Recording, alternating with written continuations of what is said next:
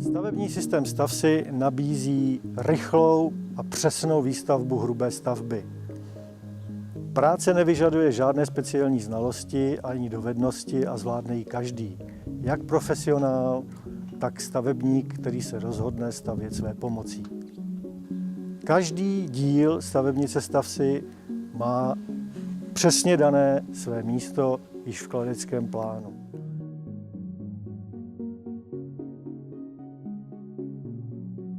Se stavebnicí Stavsi stavíte rovnou vystuženou stavbu.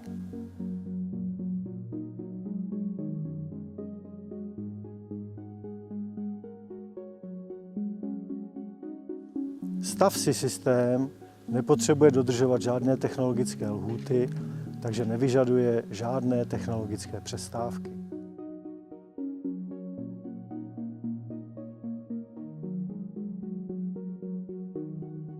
Přesné suché zdění se systémem Stavsi představuje čistou práci bez prořezů a bez odpadů na staveništi.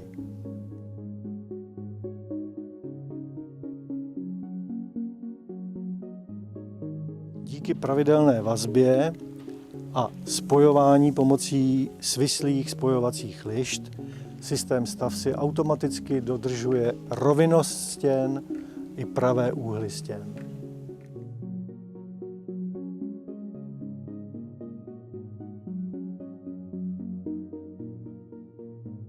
Systém umožňuje řešit většinu prací formou montáže suchou cestou. To znamená, že finální stavba se nemusí zdlouhavě vysoušet.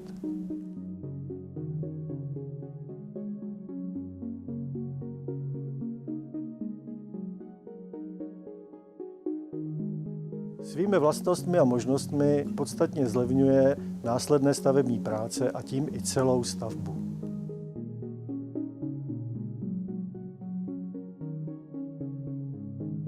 Při použití systému Stavsi znáte dopředu přesné rozměry stavebních otvorů i celé stavby. To znamená, že můžete předem objednat krovy, zároveň předem můžete objednat okna a dveře a i hned je zabudovat po ukončení hrubé stavby.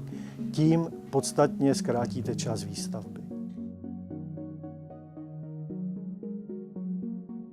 Ve stavebním systému Stavsi mají svoji funkci i příčky. Jak je vidět, tak příčky jsou přímo zabudovány a svázány do nosných stěn.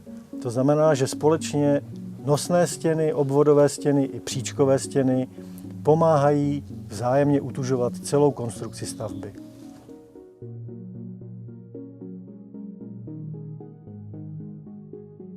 V rámci hrubé stavby byly také použity předepnuté montované nosníky. Tyto nosníky jsou zajištěny do stěn pomocí svislých betonových lišt.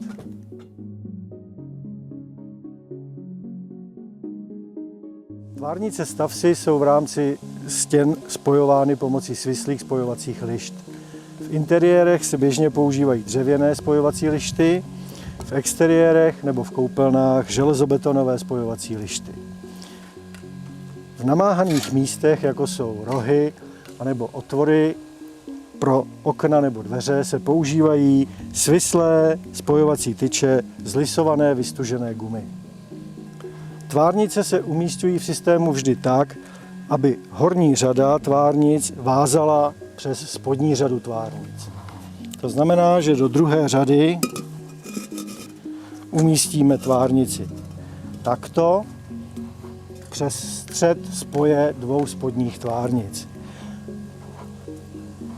Do takto utvořené řady zase do míst ve spojení dvou sousedních tvárnic použijeme vnitřní spojovací lišty. Vnější spojovací lišty umístíme tak,